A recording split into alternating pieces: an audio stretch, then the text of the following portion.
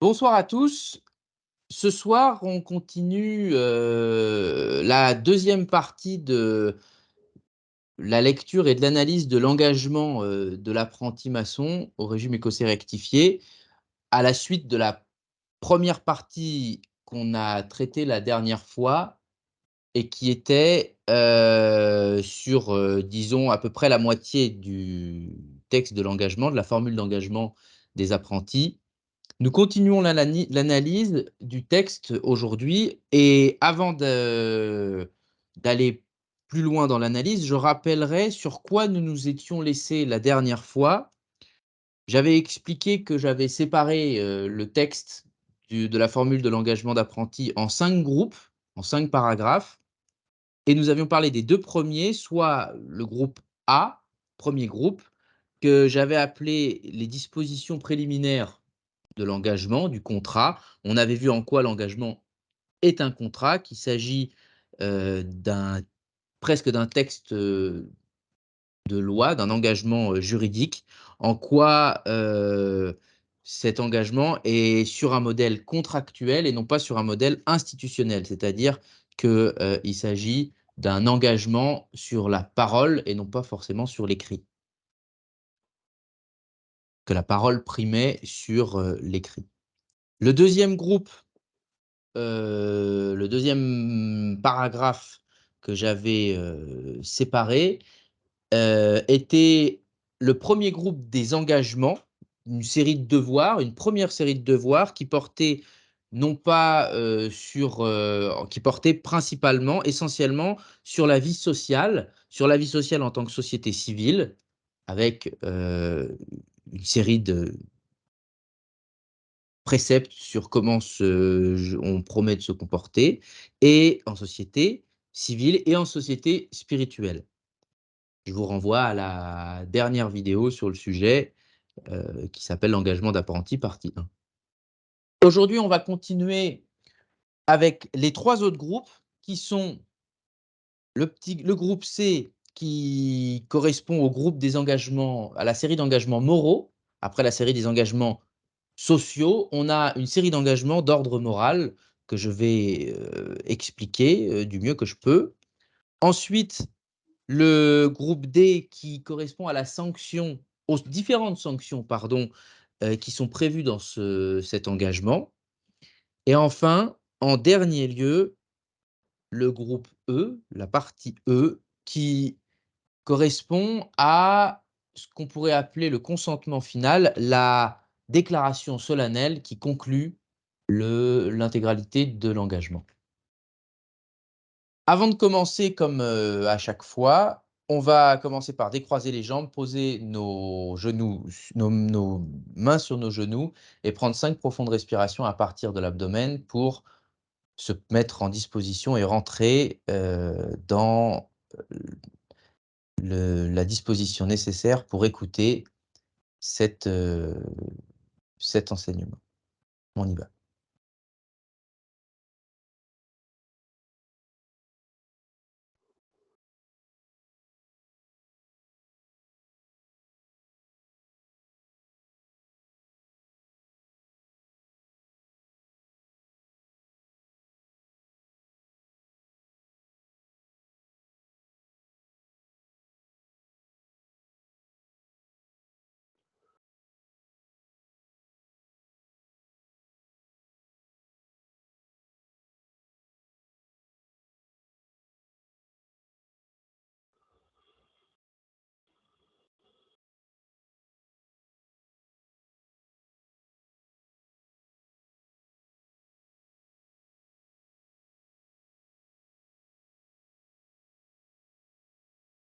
Merci beaucoup.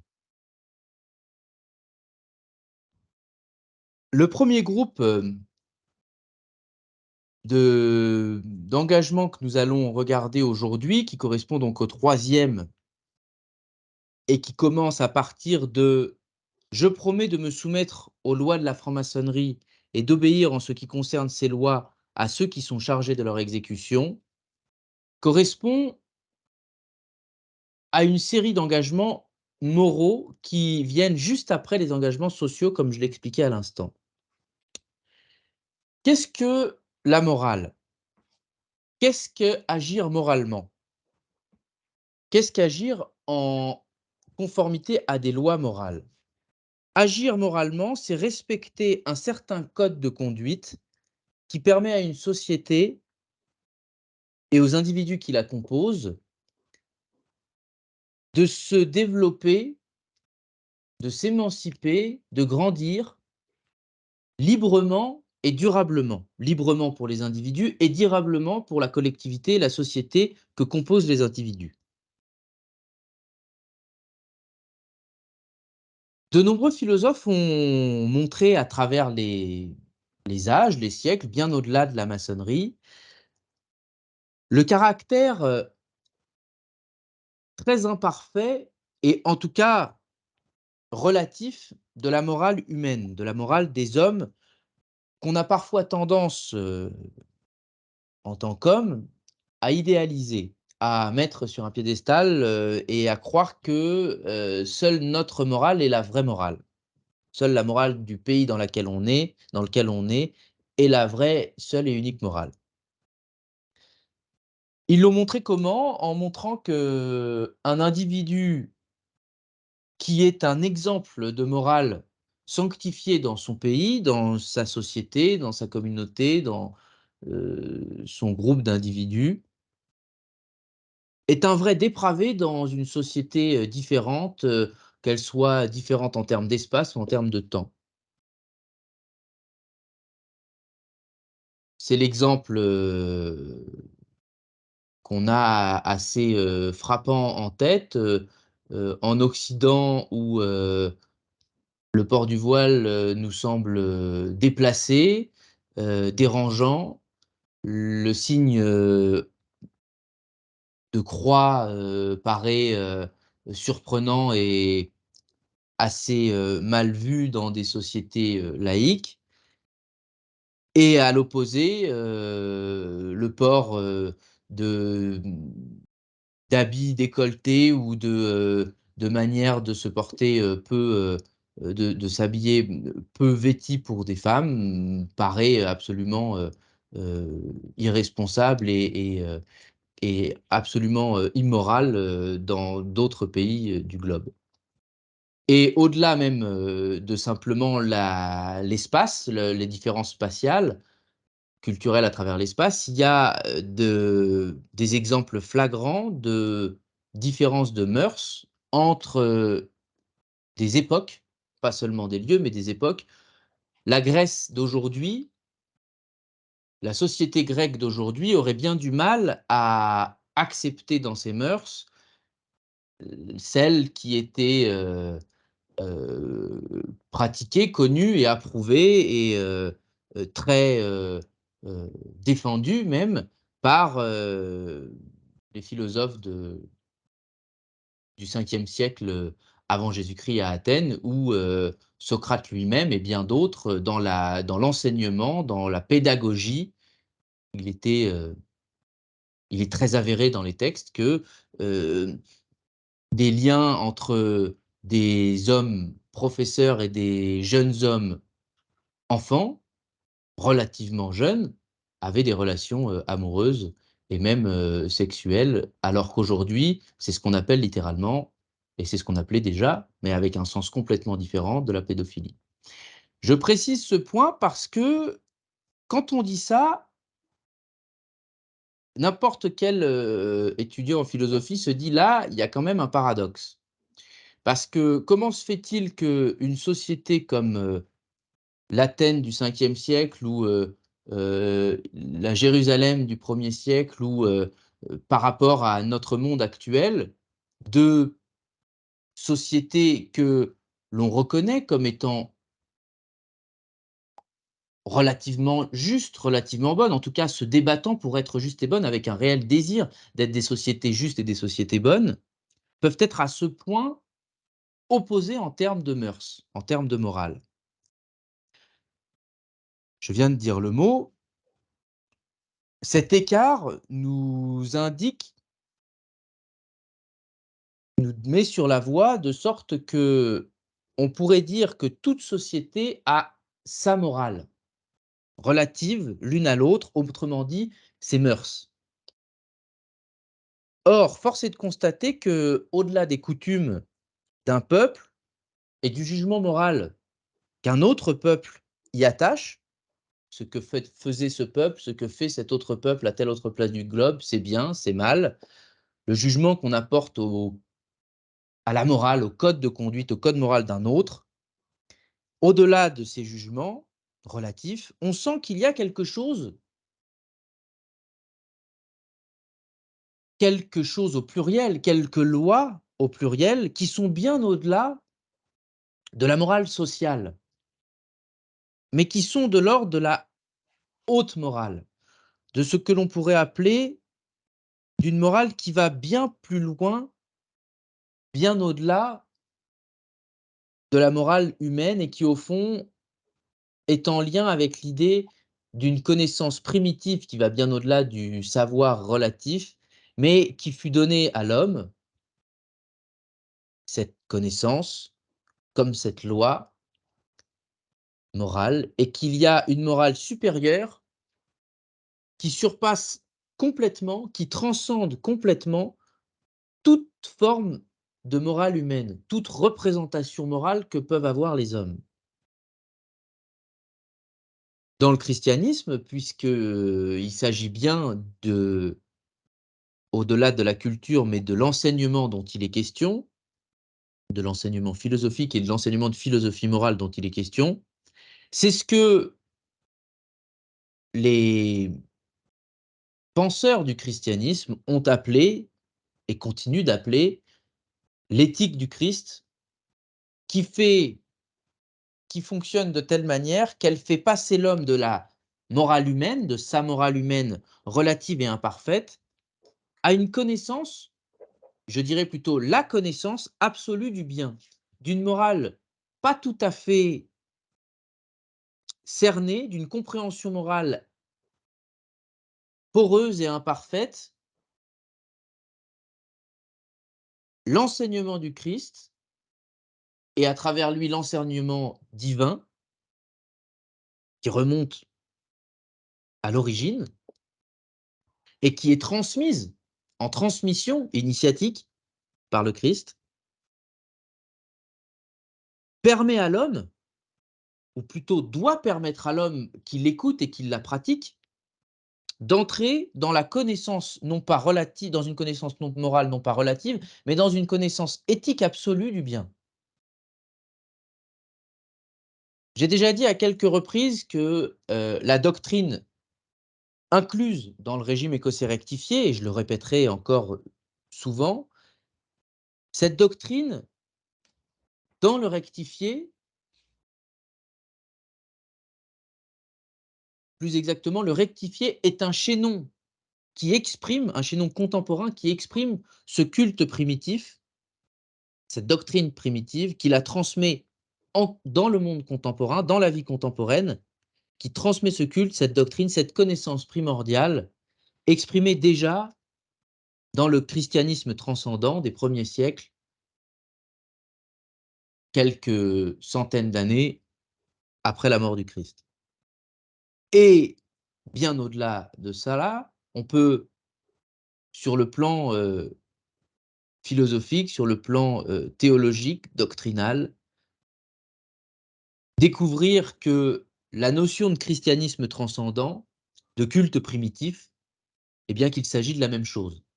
Que ce soit le culte que rend Adam à l'Éternel, à la gloire de l'Éternel en Éden, ou que ce soit le culte que Christ rend et transmet, apprend à, apprend à rendre pour les hommes, par les hommes pour Dieu, il s'agit de la même idée de christianisme transcendant, de la même doctrine primordiale. Et que l'on retrouve dans un tas d'autres traditions, dans un tas d'autres expressions de la tradition. Mais restons dans la culture qui est la nôtre. Pour revenir à la maçonnerie, lorsque le futur apprenti promet de se soumettre aux lois de la franc-maçonnerie, je promets de me soumettre aux lois de la franc-maçonnerie, à quelle loi se soumet-il en réalité?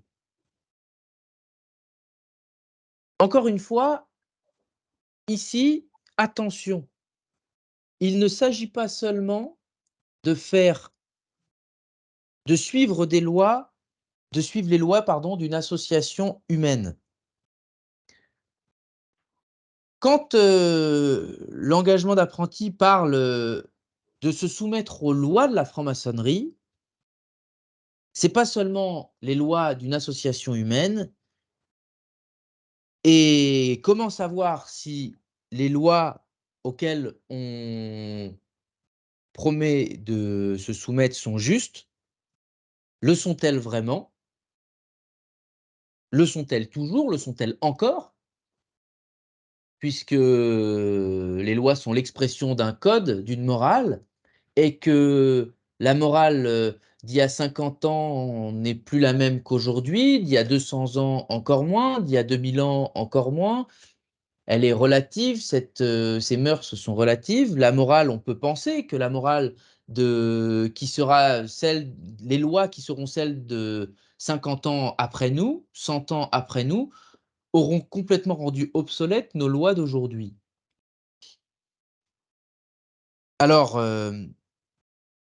est-ce que ces lois promettons, heu, que nous promettons, auxquelles nous promettons de nous soumettre, sont-elles encore justes?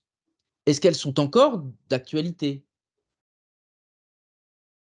Sont-elles, plus exactement, en conformité avec la sainte loi primitive qui, elle, nous vient du ciel, est permanente, a toujours existé, existera toujours, est immuable,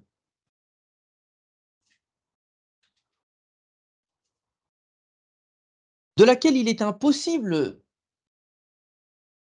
non pas de douter, mais de remettre en question, de réfuter. Pourquoi? Parce que elle ne vient pas de nous. Si encore elle venait de nous, il est possible de réfuter la pensée que nous avons produite nous-mêmes. Mais réfuter une pensée qui ne vient pas de nous, qui nous a été donnée, une connaissance qui nous a été donnée, comment pouvons-nous envisager remettre en cause, sans juger le fait de vouloir la remettre en cause, mais sur le plan purement logique, il paraît impossible de remettre en cause une cause qui ne dépend pas de nous, tandis qu'il est tout à fait envisageable de remettre en cause des lois, des règles, des causes qui viennent de nous. En décidant avec, un stylo de dire: «Non, ça, en fait, on s'était trompé, donc voilà, c'est mieux d'écrire comme ça, c'est mieux de faire un code qui suit ça, on fait un amendement et on change la loi». Ça se fait depuis la nuit des temps et fort heureusement, parce que c'est ainsi qu'on a la possibilité d'avancer. D'avancer vers quoi?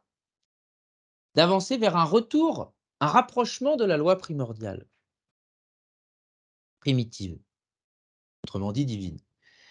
Comment est-ce que l'on peut espérer connaître cette loi divine? Parce que force est de constater que nos tentatives sont vaines, en tout cas elles sont toujours imparfaites, elles tendent à se rapprocher le plus possible de la loi divine pour espérer avoir un état, une vie terrestre la plus juste possible. Avons-nous accès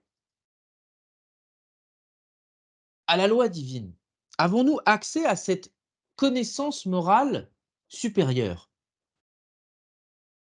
Comment pouvons-nous y accéder? Je crois que la seule manière, et c'est assez sensiblement expliqué au sein de l'enseignement maçonnique, vous allez le voir, la seule manière d'entrer dans cette connaissance morale, c'est par l'écoute intérieure. Combien de fois, à juste titre, un second surveillant, un vénérable maître a dit en loge, vous savez, en loge d'apprenti, la seule manière de pouvoir entrer dans la connaissance, la seule manière de pouvoir avancer dans la maçonnerie, c'est d'entrer en vous-même, en prenant un jargon maçonnique, de suivre, le fil du fil à plomb, et d'entrer dans cette perpendicularité, dans cette verticalité.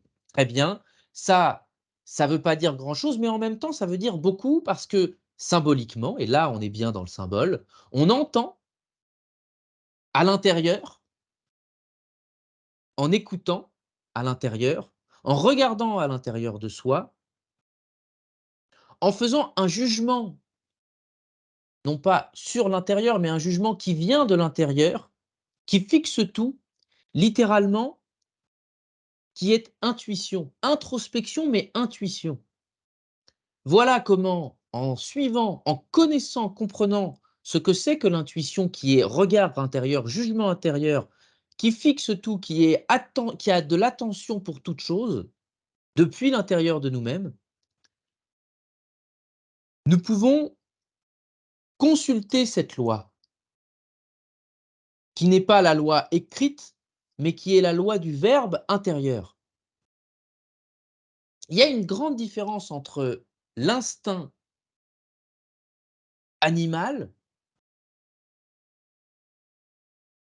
très rationnel, quoique purement inconscient, mais qui est pure réaction à une série de stimuli qui nous font réagir, soit tantôt en fuyant, tantôt en nous révoltant, tantôt en protégeant nos enfants.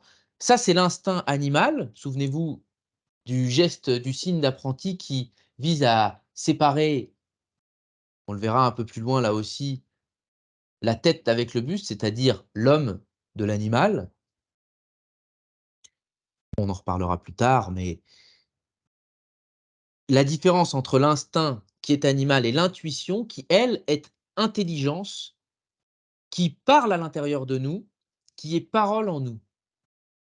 Ça, cette parole intuitive, cette bonne conscience, Victor Hugo, à la fin d'un poème qui s'appelle La conscience, écrit, qui parle de Caïn, de toute l'histoire de Caïn. La dernière phrase de ce poème est, en parlant de Caïn qui entre dans sa tombe, l'œil était dans la tombe et regardait Caïn. Pour expliquer que même dans la tombe, même après la mort de Caïn qui ne meurt jamais, qui est voué à un espèce de supplice de l'immortalité en pleine conscience, dans la conscience de son crime, son intuition est toujours là pour lui dire ce qu'il doit faire. Et pour l'éternité, il refuse de le faire, de la suivre, de suivre cette parole. Ce qui fait longuement méditer sur le caractère dual de ces lois auxquelles on doit se soumettre. Devons-nous nous soumettre à des lois issues d'une loi primitive? Bien sûr, mais ne devons-nous pas aussi regarder, écouter l'intérieur de nous-mêmes et voir, vérifier, rectifier, nous rectifier par rapport à cette loi primordiale et vérifier si nos lois actuelles ne sont pas, et le faire constamment, si elles ne sont pas en désaccord, en non-conformité avec cette loi primordiale.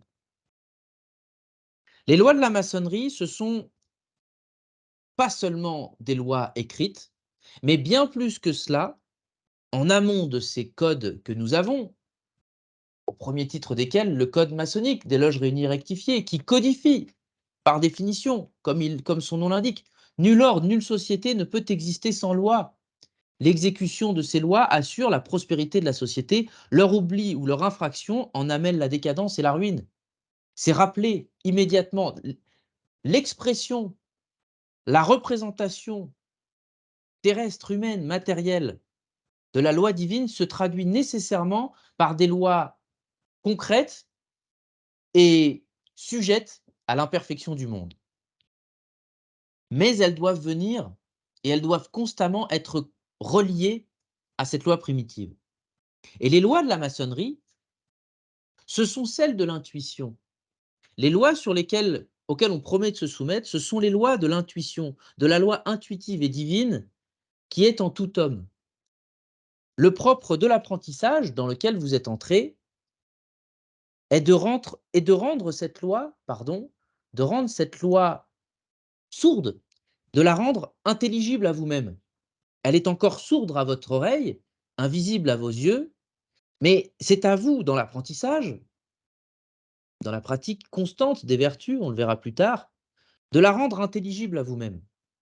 Pour entrer, à ce moment-là, dans la véritable vie morale, qui va bien au-delà de la morale. Pascal a dit: «La vraie morale se moque de la morale, la vraie vérité se moque de la vérité». C'est pour expliquer qu'il y a une vérité céleste, des vérités célestes, des morales célestes qui nous sont accessibles, mais qui se moquent, qui ne nous sont pas accessibles si l'on se borne à leur expression relative et terrestre. Il s'agit d'aller plus loin. Il s'agit d'aller plus loin que la société civile et terrestre, mais d'aller dans la société céleste, dans l'expression, dans la source céleste de l'expression terrestre.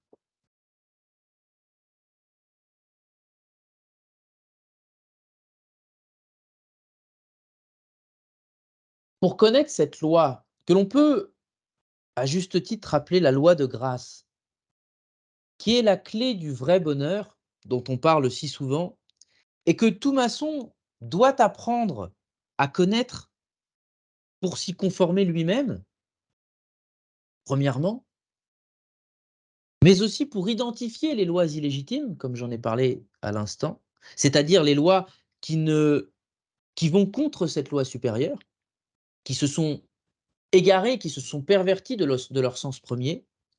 Et enfin, troisièmement, pour veiller à ce que chacun de nos frères, réciproquement les uns les autres, s'y conforment également, il est important d'entrer dans cet apprentissage que vous avez commencé. C'est pour cette raison, entre autres, mais principalement, que l'on vous demande d'étudier, de lire, de comprendre, d'entrer dans la compréhension, d'entrer dans la méditation de ces sujets, il faut le dire, aussi, pas seulement avant, bien avant tout, mais pas seulement moraux, mais avant tout moraux, qui nous permettent de faire un état qui n'est pas, de faire une société, un état qui n'est pas dirigé par des lois, régi par des lois arbitraires, relatives, mais par des lois célestes que l'on sent tous individuellement et que l'on vérifie dans la communauté maçonnique, initiatique, comme venant de plus loin que nous, d'un être qui nous précède.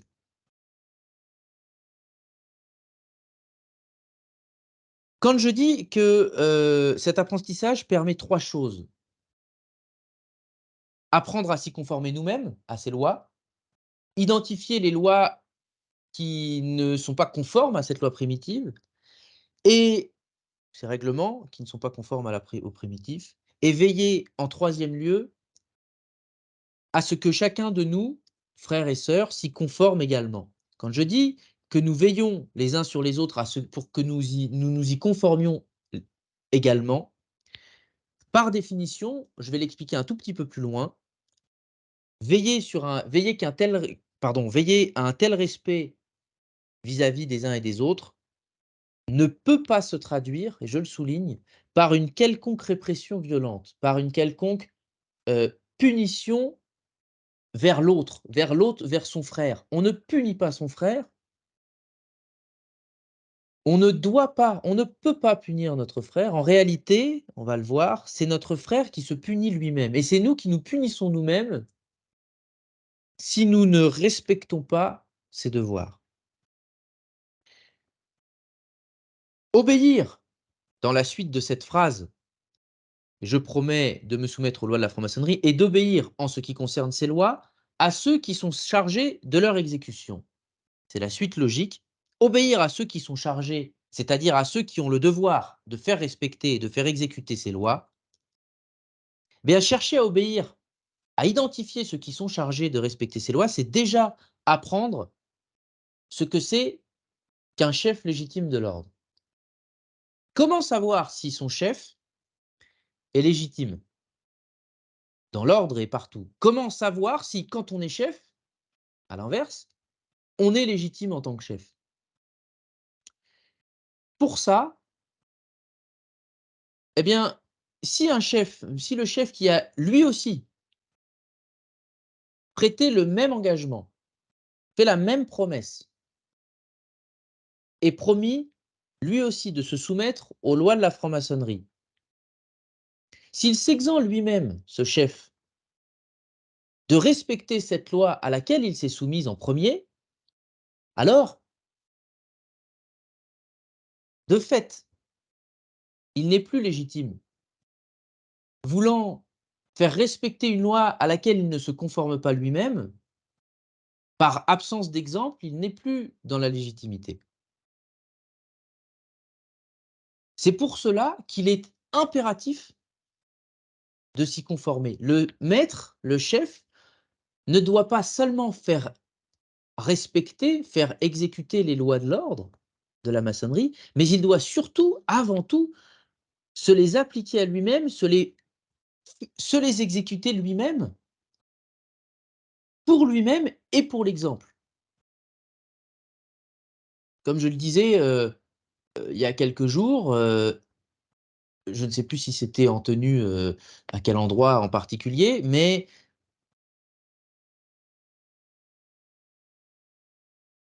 j'expliquais que quand on est,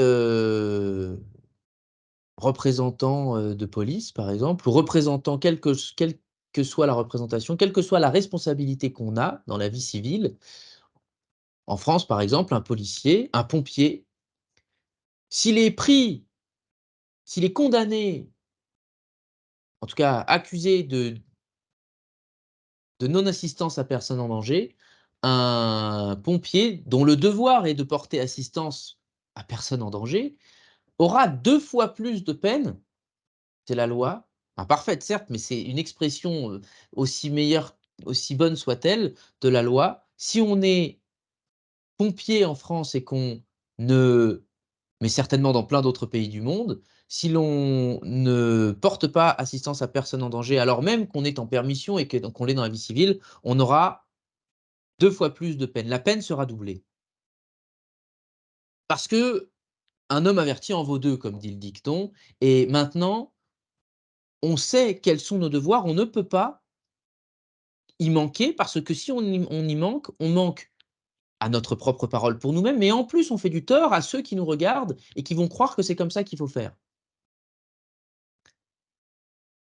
Pour les compagnons, vous découvrez ou vous découvrirez que déjà, en étant passé à la colonne du midi, eh bien, vous êtes déjà des exemples. Les apprentis regardent, n'ont que ça à regarder, quasiment, et quand des compagnons savent ce qu'ils font déjà, quand ils montrent l'exemple, les apprentis suivent. Quand les compagnons ne montrent pas l'exemple, les apprentis suivent aussi. Donc il est extrêmement important d'être conscient de cet, effet de mimésis qu'il y a constamment d'un apprenti vis-à-vis de son maître ou de ses maîtres. Continuons dans cette idée que si de plus, en plus de ne pas se conformer à la loi, en plus de s'exempter lui-même à la loi, il manipule son apparence de manière à paraître s'y conformer, en apparence, sur la forme, mais qu'en réalité, dans le secret, quand personne ne le voit, il la transgresse, il est encore moins digne à ce moment-là de l'estime et de l'amitié de ses frères. C'est très important parce que faire semblant d'être juste et bon devant les autres, alors qu'on est dans l'inverse, dans l'exact opposé dès lors qu'ils ont le dos tourné, c'est réellement ce qu'on peut appeler l'hypocrisie, et ça fait encore plus de mal parce que,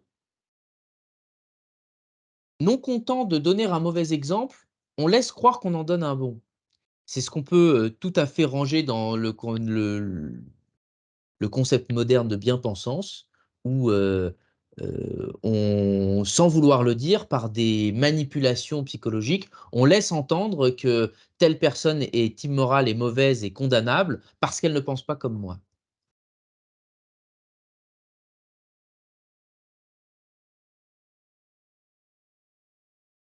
À l'inverse, pour revenir, à un autre non pas à un autre sujet, mais pour voir les choses de l'opposé ou du de la position opposée, quand on est maître, si en étant chargé de faire exécuter ces lois, on vérifie au préalable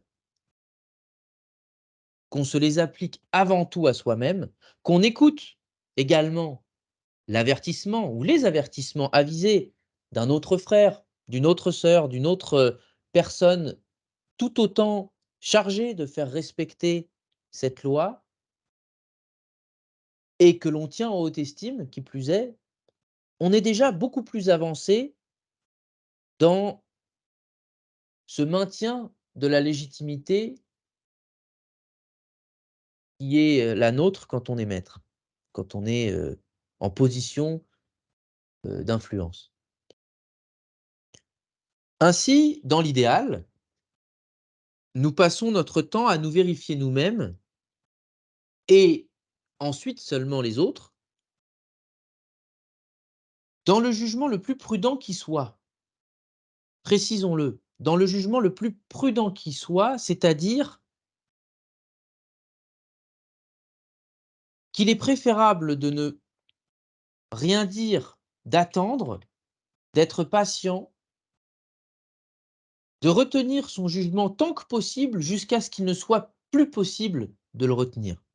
Attention à ne pas juger trop hâtivement, à ne pas émettre un jugement trop hâtivement. Souvent, ce qui nous paraissait écarté de la loi, du bien, était en fait beaucoup plus proche du bien qu'on ne le pensait et c'est nous-mêmes qui n'étions pas tout à fait proches du bien. Je ne prendrai pas des exemples parce qu'il y en a bien trop et ils sont tellement courants que inévitablement vous auriez les uns et les autres, des vécus que nous avons tous vécus en loge et qui ne sont pas les mêmes exemples pour les uns et pour les autres. Mais incontestablement, juger du jugement de l'autre est déjà aussi dangereux que, le propre jugement, que l'on juge. Mais toutefois, ce travail constant de vérification, de rectification les uns les autres, qui sait que la loi des lois dont je parlais, de cette loi primordiale, doit impérativement être respectée et que la trahir, c'est laisser d'autant plus la place aux ténèbres d'entrer dans le sanctuaire, eh bien, c'est cela que nous devons essayer constamment de faire, de nous vérifier, de nous rectifier les uns les autres, afin de limiter au maximum les brèches dans ce temple que nous voulons impénétrable au vice et sanctuaire de la vérité. Deuxième phrase de ce troisième groupe, mais premier pour aujourd'hui: «Je promets d'aimer tous mes frères». Alors ce deuxième engagement fait bien sûr écho directement à la loi de grâce, au commandement du Christ qui est, «Aimez-vous les uns les autres comme je vous ai aimé», en Jean chapitre 16 verset 32 et qui, commandement qui explique à peu près tout l'évangile, mais qui explique en particulier tout l'évangile pardon et en particulier le verset 12 du chapitre 1, c'est-à-dire du prologue de Jean, sur lequel nous posons la main pour prêter serment et prononcer cet engagement. Ce verset 12 qui, à mon sens, revient à plusieurs reprises, l'idée en revient à plusieurs reprises dans le prologue, mais qui est le la conclusion, la conséquence de tout ce prologue et de tout l'enseignement du Christ, est le suivant: «Mais à tous ceux qui l'ont reçu», le Verbe, la parole, «mais à tous ceux qui l'ont reçu, il a donné le pouvoir de devenir enfants de Dieu, à tous ceux qui croient en son nom». Je vous passerai le grec, mais le mot grec est très important pour «à tous ceux» qui l'ont reçu, il a donné le pouvoir de devenir enfant de Dieu. Le mot grec quand même, c'est genestai, ça veut dire renaître. Traduit devenir la plupart dedans, mais il a donné le pouvoir de renaître enfant de Dieu. Quand on sait à quel point la notion de renaissance, soi-disant symbolique, en maçonnerie, mais beaucoup plus initiatique et ontologique, de renaître en esprit, de renaître en être enfant de Dieu. Aimer tous ses frères comme Christ a aimé ses frères. Aimer tous les hommes comme la lumière qui, venant dans le monde, éclaire tous les hommes. Et c'est une citation extraite directement de l'instruction morale qu'on verra un peu plus tard. Aimer tous ses frères comme Christ a aimé ses frères, ça ne veut pas dire de donner l'air d'aimer tout le monde. Ça veut bien dire d'aimer tous les hommes, mais ça ne veut pas dire de donner l'impression, de donner l'air d'aimer tout le monde. Ça veut dire aimer comme Christ aime, c'est-à-dire avec une haute intelligence, une intelligence divine, et plus, ou en tout cas différemment dit, avec une intention divine, avec une volonté divine, avec une puissance et une faculté qui viennent de Dieu. À tous ceux qui l'ont reçu, il a donné le pouvoir de renaître enfant de Dieu. Je vous rappelle que vous prêtez serment la main sur ce texte, hein, et tous vos serments seront prêtés la main sur ce texte. Il a donné le pouvoir de renaître enfant de Dieu à qui? À tous ceux qui le reconnaissent en eux-mêmes. Ne savez-vous pas que le royaume du ciel est en dedans de vous? Et de reconnaître en eux-mêmes quoi? De reconnaître en eux-mêmes leur faculté divine d'être des êtres d'amour. Et quand je dis des êtres d'amour, c'est des êtres spirituels d'amour, de substance d'amour, c'est-à-dire d'être l'agapé. Et c'est pas si facile que ça, d'une part, et c'est certainement pas si facile et encore plus difficile qu'on ne le pense, parce que c'est pas simplement d'avoir une bonne pensée, une bonne prière, c'est pas simplement de d'exprimer de l'amour, mais c'est d'être l'amour. C'est-à-dire d'être quoi? D'être la dernière et la plus ultime des vertus.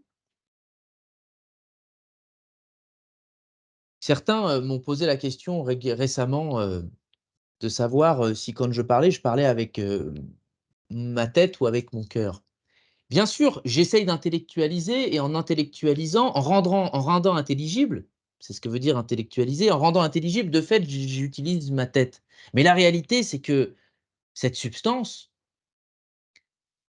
cette essence vient du cœur. Elle vient pas du cœur physique, mais elle vient d'un cœur, d'un noyau intérieur qui n'est qui n'a pas d'existence dans la matière, mais qui est là, qui est plus qu'il existe. Et cette dernière et cette ultime vertu, c'est la caritas, c'est-à-dire l'attention, la bienfaisance, on en a déjà parlé, c'est toujours la même chose. En anglais, le caring, et en espagnol, caridad. Caritas, c'est en latin. On pourrait, trouver un tas d'autres, racines pour ce mot. Le français est un peu, étonnant à cet égard puisque bienfaisance, attention, on a charité qui se rapproche le plus et qui est bel et bien l'expression de cette dernière vertu, foi, espérance et charité. L'attention, c'est la bienfaisance. La bienfaisance, l'amour, c'est pas simplement avoir une bonne pensée comme je le disais, c'est d'avoir une attention entière à l'infiniment grand et à l'infiniment petit. Une attention complètement complète entière et vertueuse à tout ce qui se passe autour de nous à tout instant. C'est une chose que nous ne sommes pas capables de faire avec simplement nos facultés, physiques, mais c'est une chose que la divinité en nous, elle, est capable de faire à tout instant et au-delà du temps et au-delà de l'espace. Et c'est l'expression d'une faculté, d'une capacité essentielle à l'homme qui est le discernement. Le discernement, cette faculté qui nous permet qui est une autre manière de parler du jugement, mais qui est une manière plus nuancée de parler du fait d'être capable de discerner ce qui se cache derrière une idée apparente, de faire la différence entre 2 choses très similaires. Voilà ce que c'est que le discernement.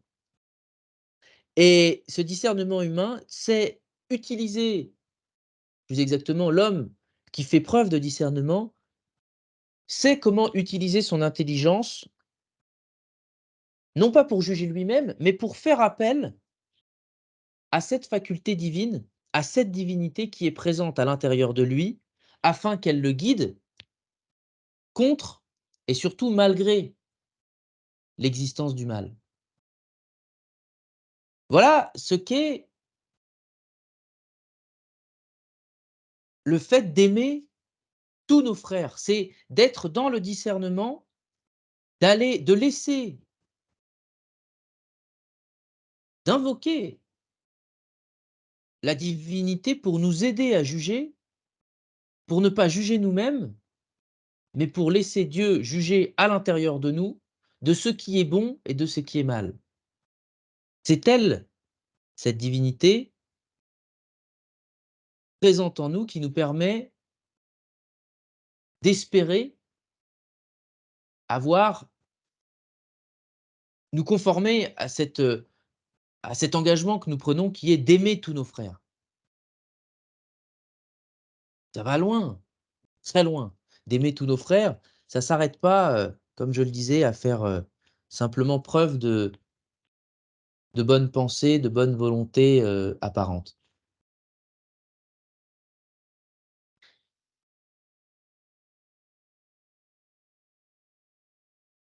Ensuite, parce qu'il faut qu'on avance un petit peu, je promets de faire respecter et chérir l'ordre en pratiquant constamment parmi les hommes les vertus qu'il exige.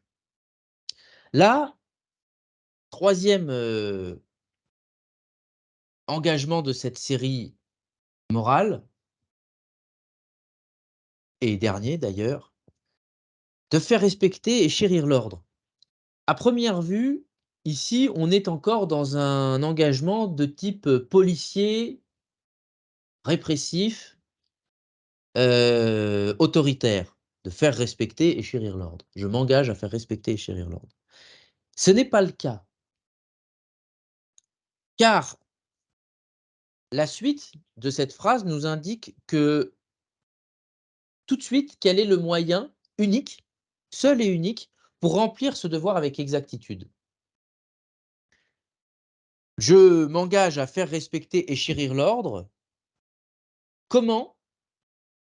C'est précisé, c'est prescrit. C'est pour ça que je dis que c'est le seul et unique moyen qui nous est permis.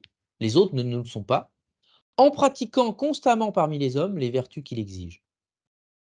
Pratiquer constamment parmi les hommes les vertus, on avait parlé des vertus dans le deuxième ou troisième épisode de cette série. Eh bien, il faut bien comprendre qu'au moment où on prête ce serment, on n'a pas encore idée, ne serait-ce que de la première vertu dont il est question. Mais là encore, l'intuition dont je parlais tout à l'heure, cette intuition première que le candidat a à l'intérieur de lui et qui, s'il a déjà un peu entamé sa réflexion, est capable d'envisager les bonnes vertus dont toute personne de bonne mœurs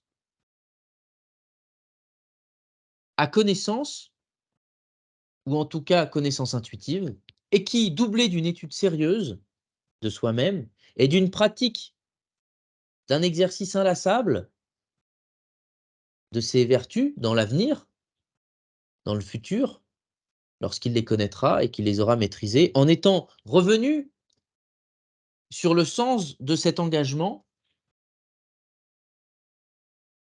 c'est alors à ce moment-là que, fort de la compréhension de l'engagement qu'il a prêté, suivi de ce travail, de cette étude théorique et de ce travail pratique, de cet exercice pratique, on entre dans une compréhension approfondie de ce qu'est l'exemplarité, de ce qu'est le mérite dont il est si souvent question, et de ce qu'est la responsabilité. Et on comprend pourquoi on ne peut pas, on ne doit pas monter, avancer dans la carrière maçonnique sans, au préalable, s'être réellement conformé dans le fond et non pas dans la forme seulement, mais dans le fond avec cet engagement.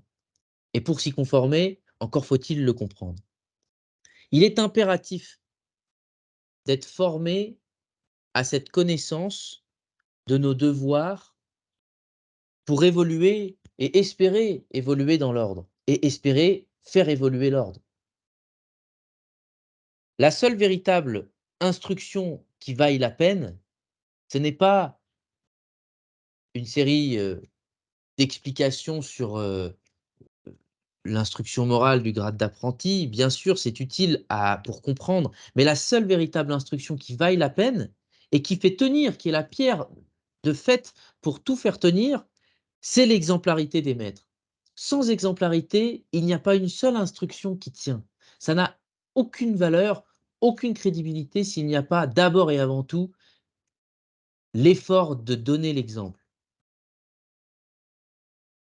Et je vous dis cela parce que vous devez, vous, déjà, dès maintenant, vous préparer à devenir des maîtres demain qui donneront l'exemple de ces vertus. Vous prêtez ce serment en tant qu'apprenti de faire respecter et chérir l'ordre en pratiquant constamment parmi les hommes les vertus qu'il exige. On l'attend déjà de vous.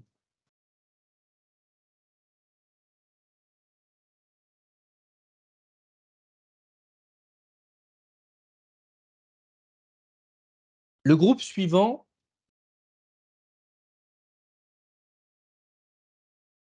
la découpe que j'ai faite suivante, il s'agit des sanctions présentes au contrat, c'est-à-dire des conséquences qui viennent à la suite d'un manquement à cet engagement.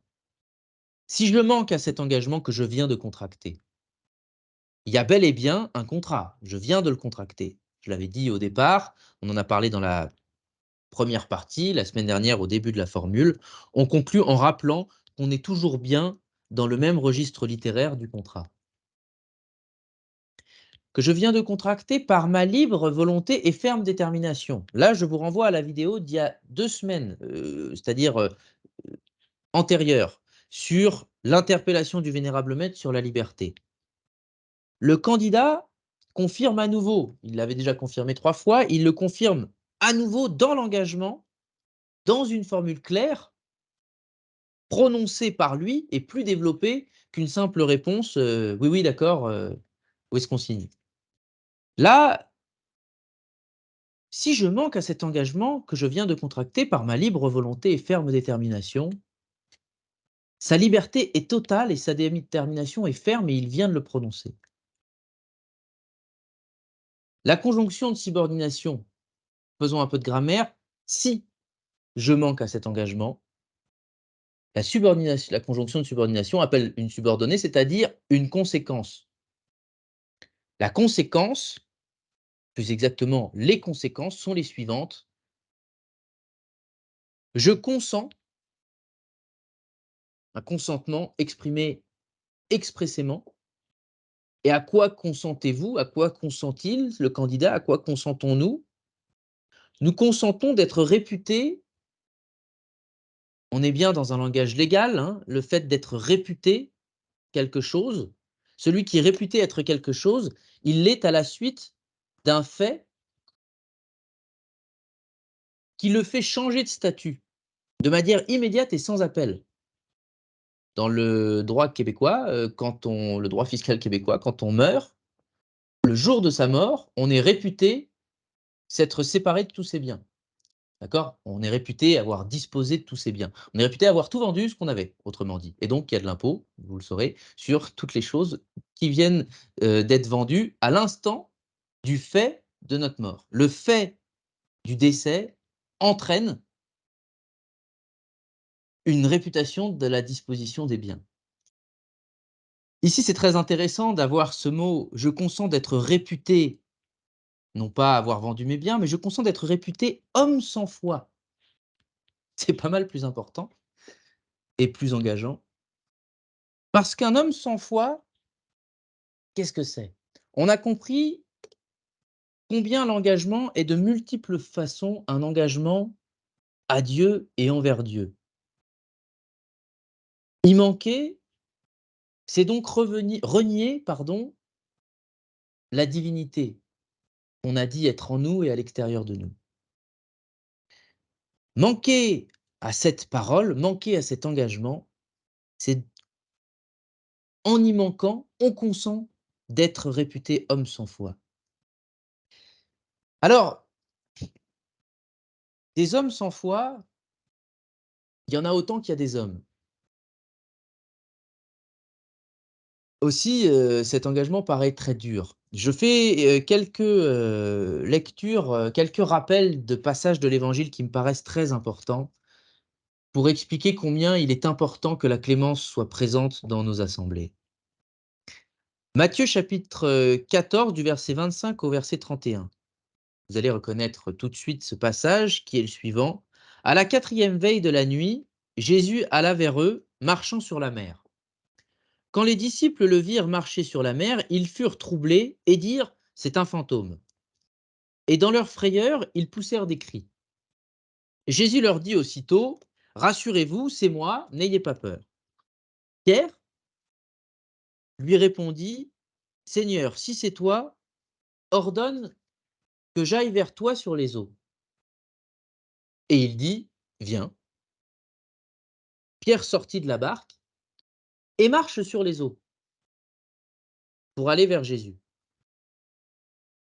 Mais voyant que le vent était fort, il eut peur, et comme il commençait à enfoncer, il s'écria: Seigneur, sauve-moi. Aussitôt Jésus étendit la main, le saisit et lui dit: Homme de peu de foi, pourquoi as-tu douté? Alors je ne rentrerai pas dans une analyse complète de ce passage très connu de Jésus marchant sur l'eau, mais c'est pas le fait que Jésus marche sur l'eau qui m'intéresse, c'est le fait que Pierre, qui doute que ce soit de Jésus, lui dise: c'est Pierre, celui qui, de tous les disciples, est réputé être celui qui a le plus de foi. Bon, j'exagère un peu, mais c'est quand même un peu, ce qui est répété, ou en tout cas sous-entendu régulièrement. Pierre lui répondit: «Seigneur, si c'est toi, ordonne que j'aille sur l'eau». Il sort de la barque et marcha sur les eaux. C'est-à-dire qu'il est dans la foi, il marche sur l'eau. Pierre marche aussi sur l'eau comme Jésus, mais voyant que le vent était fort, il eut peur et il commença à enfoncer et s'écria: «Seigneur, sauve-moi». Et c'est là que Jésus, en le sauvant, lui fait ce sermon: «Homme de peu de foi, pourquoi as-tu douté?» L'épisode s'arrête là-dessus et ensuite ça continue sur autre chose. On nous donne pas l'explication. Jésus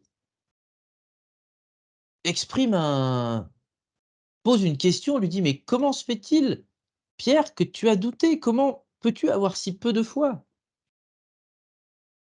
Bon, bien évidemment, Jésus, connaît la limitation, des hommes. Simplement, il est dans à ce moment-là, il est dans un enseignement spirituel de lui dire: «Si tu veux te rapprocher du Père, il faut que tu entres davantage encore dans la foi et que tu persévères dans ton travail». Toujours dans Matthieu, heu, Malheureusement, le chapitre m'échappe, mais c'est pas grave, chapitre 26, verset 34, pardon. Jésus dit à Pierre, on est juste avant, on est à la scène, le jour de la veille de la crucifixion. Je te le dis en vérité, Jésus dit à Pierre, je te le dis en vérité, cette nuit même, avant que le coq chante, tu me renieras 3 fois. Pour expliquer combien Jésus sait, c'est pour ça que je vous donne ce passage, combien le Christ connaît les limitations des hommes et il lui dit, alors que Pierre lui dit: «Mais, jamais je ne te trahirai, je sais que avant que le coq chante, tu me renieras 3 fois» et c'est ce que Pierre va faire, sans même s'en rendre compte.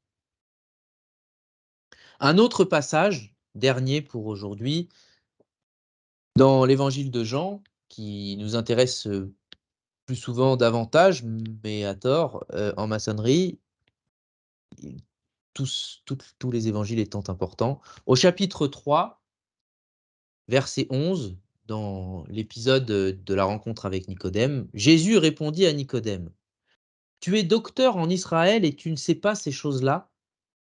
En vérité, je te le dis, nous disons ce que nous savons et nous rendons témoignage de ce que nous avons vu. Et vous ne recevez pas notre témoignage.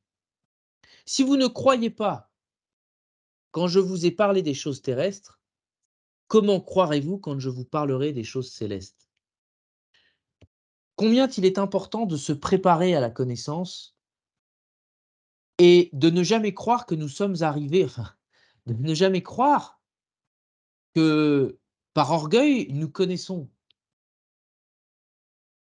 connaissons sans l'aide de la divinité, que nous pouvons connaître de nous-mêmes. C'est ça la réalité. Le véritable orgueil, c'est croire que nous pouvons connaître de nous-mêmes et que nous sommes à nous-mêmes notre propre connaissance, la propre cause de notre connaissance. Alors, j'arrête là sur les évangiles.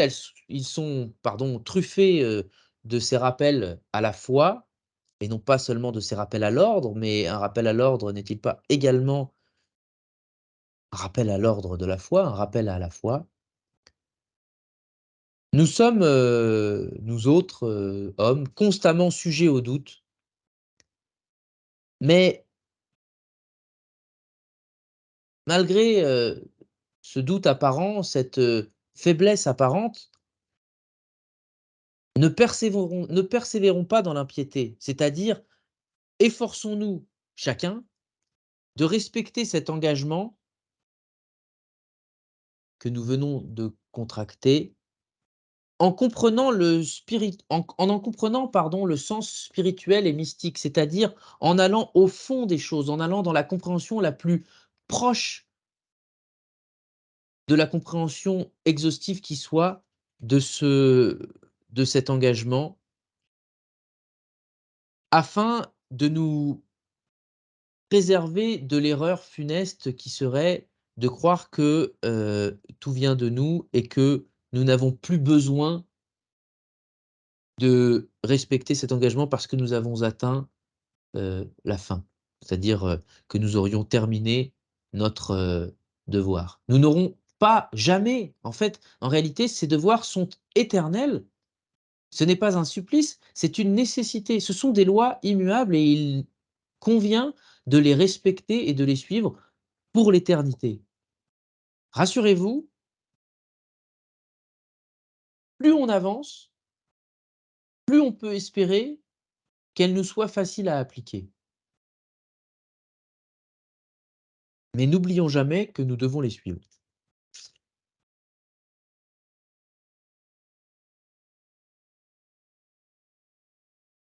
Deuxième salve de sanctions, si je puis dire, je consens d'être réputé homme sans foi et sans honneur. En plus de renier la divinité,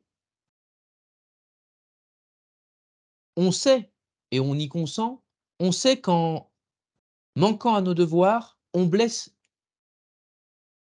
la fille de la divinité, c'est-à-dire l'humanité. Quand on ne respecte pas ces lois, on s'expose à faire du mal aux hommes, sans le savoir même, de manière inconsciente. Mais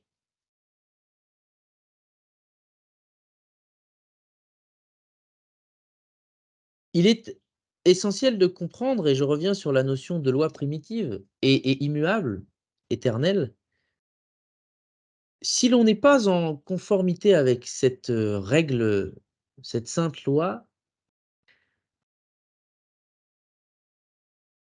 on ne manquera pas de faire du mal aux hommes, inévitablement. Alors quand bien même on ne croirait pas vraiment, on douterait de l'existence de Dieu, de l'être de Dieu et de l'immortalité de l'âme,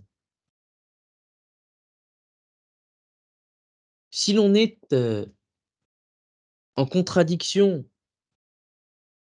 avec cette loi qui est en nous-mêmes, avec cette conscience qui est en nous-mêmes,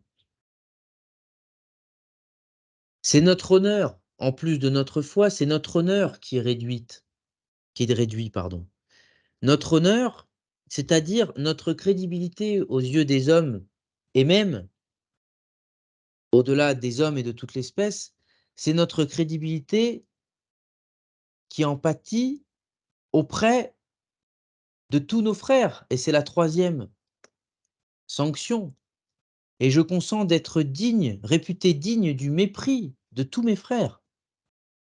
Là, il s'agit d'une suppression totale de toute crédibilité aux yeux de nos propres frères en esprit et de l'ordre lui-même. On comprend qu'il y a une gradation dans ces sanctions et qu'elles finissent par cette troisième et dernière sanction majeure et irrévocable, et que nous nous infligeons à nous-mêmes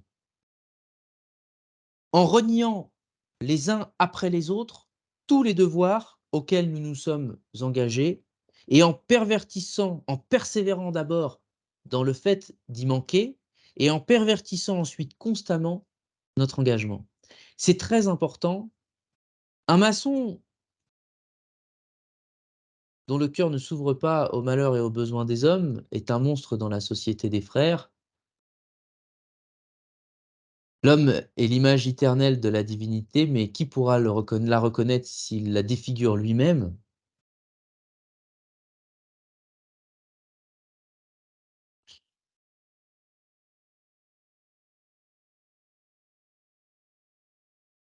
C'est de là, du manque répété de cet engagement et de manière désopilante et parfois, heu,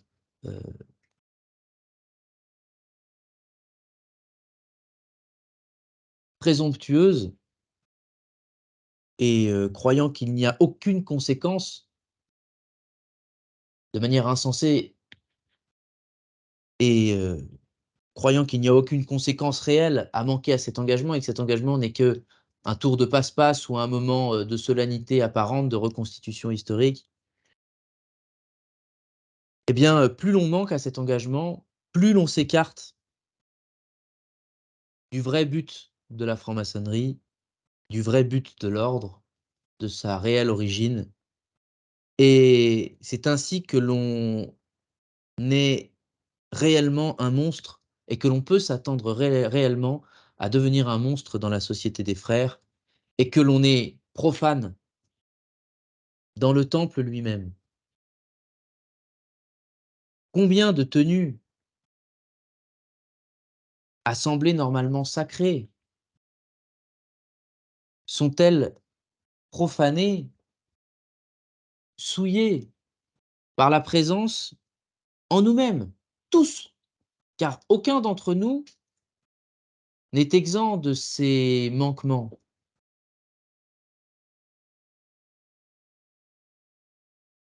Combien de ces tenues sont profanées par la présence en nous-mêmes de cette partie méprisable de faux frères et de faux prophètes. Il est extrêmement important de comprendre le sens de nos devoirs. Ne répétez pas comme des perroquets. Écoutez ce qui est dit, entendez ce qui est dit, lisez et relisez régulièrement pour pénétrer le sens de ces phrases qui pourtant sont d'une clarté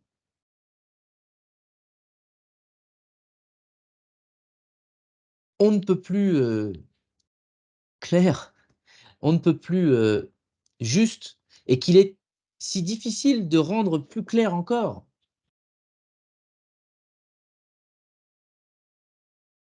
Craignons ce châtiment qui n'est pas simplement là pour nous effrayer, mais qui est là pour nous faire connaître l'importance et la gravité de toutes nos actions. Alors que nous sommes sur le point de déclarer par une faculté divine que nous persistons d'être admis dans l'ordre des francs-maçons et que nous en réitérons la demande. On est passé au dernier groupe qui est,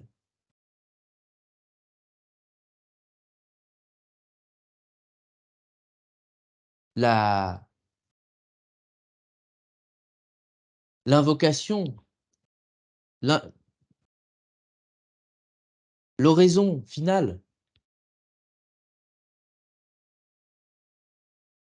Nous sommes sur le point de déclarer que nous persistons à être admis dans l'ordre et nous en réitérons la demande, connaissant sa gravité désormais et son étendue.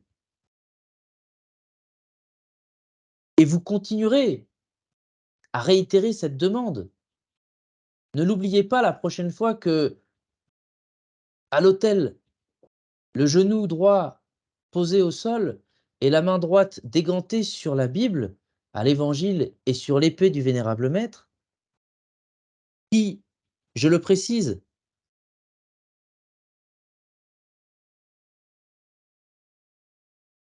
vous avez prononcé cet engagement tenant dans la main droite tenant la main droite sur l'Évangile et sur l'épée du vénérable maître qui était posée dessus. Et vous le ferez encore. L'Évangile est la loi du maçon qu'il doit sans cesse méditer et suivre.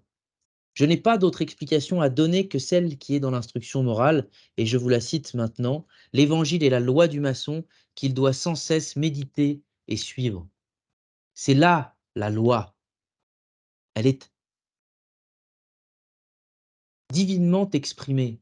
Elle n'est pas exprimée en articles de loi, elle est exprimée de manière poétique, de manière transcendante.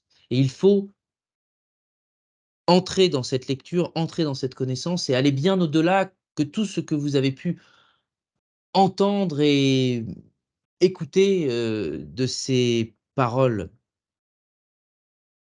L'évangile est la loi du maçon qu'il doit sans cesse méditer et suivre. L'épée qui a été posée dessus signifie quoi? La force de la loi, la force de la foi, pardon, sans laquelle la loi seule ne saurait conduire le maçon à la vraie lumière. Je voulais dans une, vidéo, dans une prochaine vidéo, expliquer, ce passage de l'instruction morale, mais le problème, c'est que il m'est bien difficile de vous dire, de vous exprimer ce que c'est. Les mots sont difficiles, l'explication m'est encore difficile et je ne veux pas m'aventurer dans une, explication que je ne suis pas capable de faire. On pourra voir, peut-être, en discutant, combien la loi et la foi vont de pair et comment la foi est une force et même une force oubliée. Mais pour finir sur cette dernière, phrase essentielle, trop essentielle pour être, passée sous silence, après avoir persisté dans notre désir d'être admis et de réitérer la demande et d'en réitérer la demande, il est absolument nécessaire que nous implorions en dernier lieu celui qui est la vérité même, le commencement et la fin, en prononçant cette dernière formule si chère à nos frères anglophones d'abord, So help me God, ainsi que Dieu me soit en aide. Je vous remercie encore pour votre attention ce soir et je vous dis à la semaine prochaine pour la suite de l'instruction. À bientôt.